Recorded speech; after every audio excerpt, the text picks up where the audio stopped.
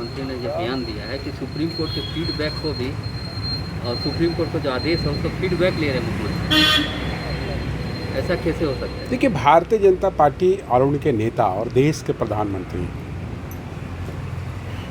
जब से सरकार बनी है 2014 से लेकर अब तक तुलकी फरमान के तहत भारत की जनता को भयभीत करने का कार्य किया, परेशान करने का काम किया, चाहे वो आर्थिक हो या मानसिक हो या व्यवसायिक हो या फिर आम जन की जो समस्याएं होती है उन सारे चीज़ पर उनका जो तुलकी फरमान रहता है, जो एक भय का फरमान रहता है। चाहे वो जीएसटी को आप देख लें, नोटबंदी को आप देख लें, जिस प्रकार से उन्होंने लॉकडाउन किया है, जिस प्रकार से देश में शासन कर रहे एक भय बना करके, तो उनका कार्य ही भय बनाने का है और फरमान जारी करने का है।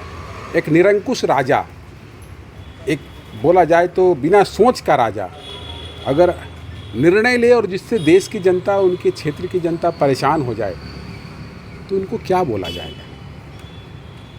तो भाजपा को बोलने का कोई अधिकार नहीं है। भाजपा वालों से पूछना चाहिए, क्या आपने फेंक दिया कि एग्ज़ाम होगा? आप व्यवस्था क्या की है देश पे बताइए।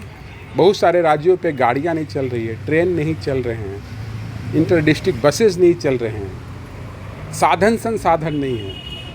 तो हर बच्चा तो पैसा से मजबूत है नहीं कि 10,000 रुपये का प्राइवेट गाड़ी बुक कर करके 400 किलोमीटर चल कर कहीं एग्ज़ाम लिख ले।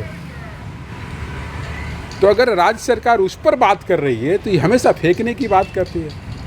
हम चाहते हैं हमारे बच्चे, हमारे पूरे देश के बच्चे इस एग्ज़ाम में हों और सब पास करें, सबकी मंगल कामना चाहते हैं, मगर ऐसा तो नहीं कि जानबूझकर उनको संक्रमित कर दें। तो केंद्र सरकार को ये सोचना चाहिए। और मोदी जी तो हमेशा मन की बातें करते हैं, आज भी उन्होंने मन की बातें की है, मगर छात्रों का एग्ज़ाम कैसे व्यवस्थित हो, छात्र हमारे नौजवान उससे संक्रमित ना हो, उनके खाने रहने की व्यवस्था कैसे हो राज्यों में, अलग अलग प्रांतों में, इस पर तो उन्होंने कहीं नहीं सोचा। उनकी मन में तो ये बात आएगी भी नहीं ना, चूँकि वो छात्र विरोधी हैं, किसान विरोधी हैं, महिला विरोधी हैं, व्यवसायी विरोधी हैं, मतलब सारा देश का सिस्टम के विरोधी हैं। तो वैसे सोच वाले लोगों से देश का कहाँ से भला होगा, छात्रों का कहाँ से भला होगा? जो छात्र कल देश के लिए, देश के नवनिर्माण में भाग लेंगे, जेईई मेंस और नीट की एग्ज़ामें होगी, एनडीए की, एसएडीएस की एग्ज़ामें होगी, जो बॉर्डरों पर लड़ेंगे, जो एयर अफसर बनेंगे, जो इंजीनियर, डॉक्टर बनेंगे, जो साइंटिस्ट बनेंगे, उनके भविष्य के बारे में नहीं सोचते। उनके बातें तो मन पे आती नहीं है।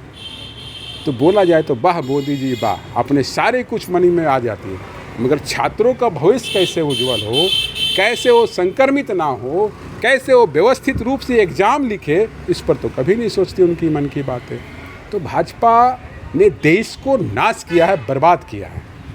कितने लोग संक्रमित हो रहे हैं, कितने लोगों की जानें चली जा रही है, उनका सुरक्षा पे तो ये बात नहीं करते।